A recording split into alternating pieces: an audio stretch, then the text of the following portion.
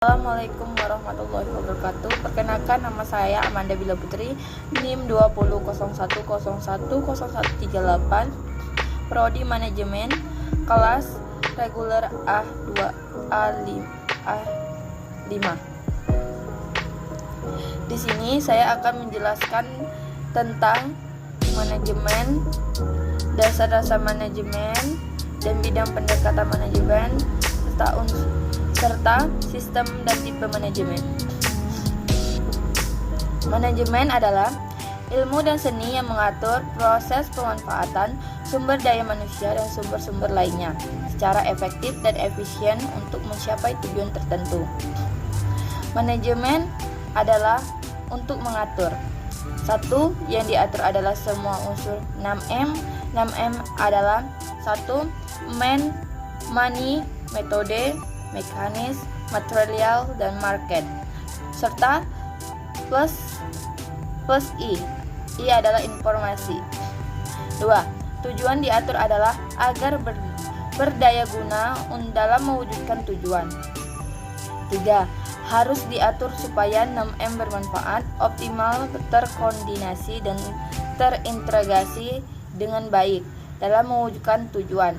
4. Yang mengatur adalah pemimpin, manajer, media, dan supervisi.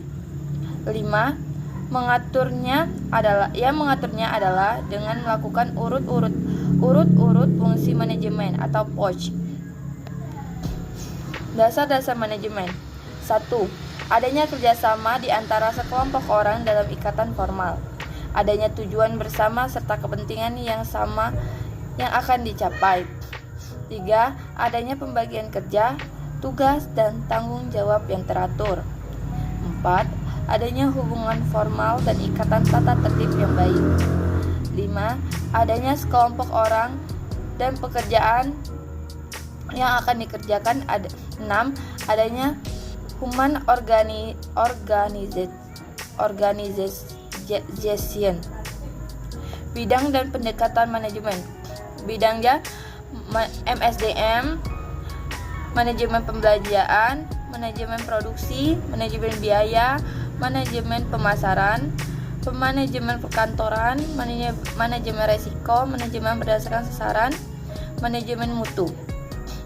Pendekatan Emergential Case Approach, Internal Behavior Approach, Group Behavior Approach, Cooperation Social Approach, Social Technological System Approach, Dedication Theory Approach, Communication Center Approach, Mathematical Approach, Operation Approach. Sistem dan tipe-tipe manajemen. Sistem manajemen Bapak, manajemen tertutup, manajemen terbuka, manajemen demokrasi.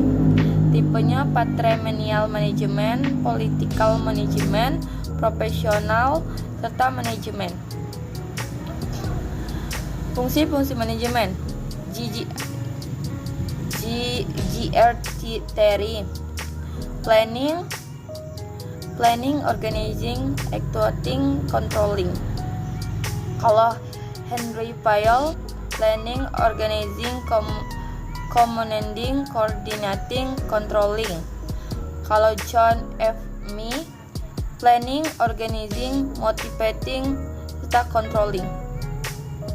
Wewenang atau authority.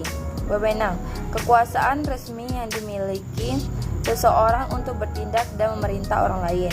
Sentralisasi size wewenang, bila sebagian besar kekuasaan masih tetap dipegang oleh pemimpin. Desentralisasi, bila sebagian kecil kekuasaan dipegang oleh pemimpin, sedangkan sebagian besar kekuasaan didelegasikan kepada bawahan. Jenis-jenis wewenang. Ada wewenang lini, wewenang staf, wewenang fungsional, wewenang kewibawaan. Organisasi adalah suatu sistem perserikatan formal dari dulu dari 2 orang atau lebih yang bekerja sama untuk mencapai tujuan tertentu.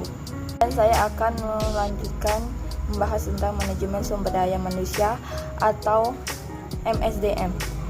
MSDM adalah ilmu dan seni mengatur hubungan dan peranan tenaga kerja agar efektif dan efisien, membantu terwujudnya tujuan perusahaan, karyawan, dan masyarakat. Peranan MSDM adalah keduanya merupakan ilmu yang mengatur unsur manusia dalam suatu organisasi agar mendukung terwujudnya tujuan. Perbedaan MSDM dan manajemen personalia. Kalau MSDM mengkaji secara makro, karyawan sebagai kekayaan atau aset, jadi harus dipelihara dengan baik. Kalau manajemen personalia mengkaji secara mikro, karyawan sebagai faktor produksi, jadi harus dimanfaatkan secara produktif. Komponen MSDM: karyawan, pengusaha, karyawan bawahnya karyawan operasional, karyawan manajerial. Bawah karyawan manajerial ada manajer lini dan manajer staf. Peranan MSDM: menetapkan jumlah, kualitas penempatan tenaga kerja. Seleksi: menetapkan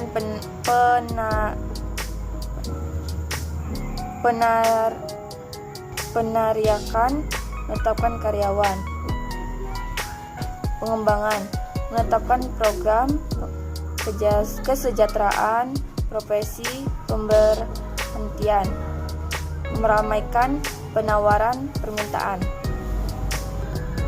Metode pendekatan MSDM: pendekatan mekanis, pertimbangan ekonomis, kemanusiaan, efektif, kemampuan.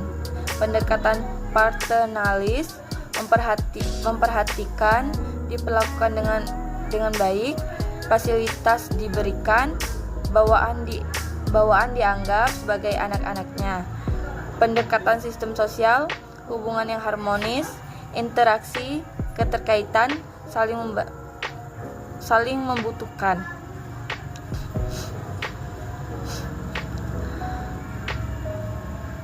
Pendekatan MSDM itu mengakibatkan pengangguran teknologis, keamanan ekonomis, organisasi buruh, kebanggaan dalam pekerjaan, mengakibatkan karyawan menjadi manja dan malas. Metode pendekatan MSDM: pendekatan mekanis, pendekatan paternalistis, pendekatan hubungan manusia atau sosial.